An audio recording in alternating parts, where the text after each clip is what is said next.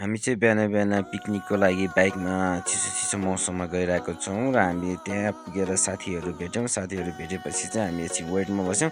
अनि यहाँ यसो बस हेर्न गएको, त्यहाँ केटीसँग बोलिरहेको रहेछ। अनि मैले यसो फर्केर यता आएँ, अनि अगाडिबाट चाहिँ ल अब जाउँ भन्न लाग्नुभयो। अनि मैले बाइक स्टार्ट गरेर अगाडि गएँ। त्यसपछि अनि हामी हाइवेको बाटो हुँदै सरररर बिहानको चिसो हावा खाँदै मजाले बाइकमा गयौँ। अनि बसले चाहिँ बिस्तारै चलाऊ भनिरहेको थियो, तर मैले मानिनँ, अरू स्पिडै चलाइरहेको थिएँ। र हामी चाहिँ पिकनिक स्पोटमा पुगिसक्यौँ र अगाडिपट्टि हाम्रो सर्मिसहरू पनि गइरहनु भएको छ। र हामी चाहिँ यहाँ पुग्दाखेरि चाहिँ अलिकति ढिला भइसकेका थियौँ र अगाडि जाने टोलीहरू चाहिँ खानको लागि रेडी भएर बसिरहनु भएको रहेछ। कोही चाहिँ अब त्यहाँनिर खाँदै हुनुहुन्छ होइन।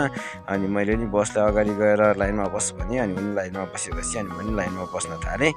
अनि त्यसपछि अलि लाइनमै बसिरहेको थिएँ र हामी त्यहाँ गएर चाहिँ अनि पाउरोटी, अन्डा, चना र चिया ल्याएर आगोको छेउमा बसेर चाहिँ खानको लागि तयारी गऱ्यौँ। र हामीले खाएर चाहिँ अब यसो खोला किनारामा चाहिँ अब हामी सबैजना निर्णय गरेर अनि खोला किनारातिर घुम्न गयौँ। र स्पिकर पनि लिएर आएर चाहिँ स्पिकरमा यसो गीत बजाएर नाच्न थालेँ।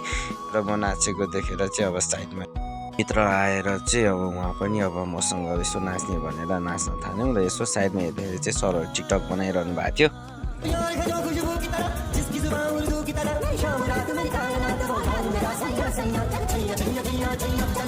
र टिकटक कार्यक्रम सकेपछि चाहिँ अनि हामी क्याम्पो फुटाइको लागि गयौँ। र हाम्रो राजीव सरले फुटाउन खोज्दा उहाँले अलिकति छुनु भएन। त्यसपछि अर्को सर आउनुभयो, उहाँले पनि भ्याउनु भएन, र फेरि अर्को सरले नि भ्याउनु भएन। अनि त्यसपछि हाम्रो बस आयो, ऊ चाहिँ पुरा कन्फ्युजमा बसेर झन्डै घन्टा नै झुलाइदियो उसले। र फेरि हाम्रो अर्को मिस आउनुभयो, उहाँले पनि हान्नै सक्नु भएन। हामी कसैले पनि जति प्रयास गर्दा पनि यो क्याम्पो चाहिँ फुटाउनै सकेन। अनि अन्तिममा चाहिँ ढिला भयो भनेर एकजना भाइलाई चाहिँ हामीले फुटाउन लगाएर चाहिँ अनि हाम्रो क्याम्पो फुटाइको कार्यक्रम चाहिँ यहीँ समापन गरेर चाहिँ अनि उहाँ भाइलाई चाहिँ हामीले पुरस्कार स्वरूप हामीले पैसा प्रदान गऱ्यौँ र हामीले ग्रुप फोटो खिच्यौँ। र त्यसपछि हाम्रो पिकनिक खतम।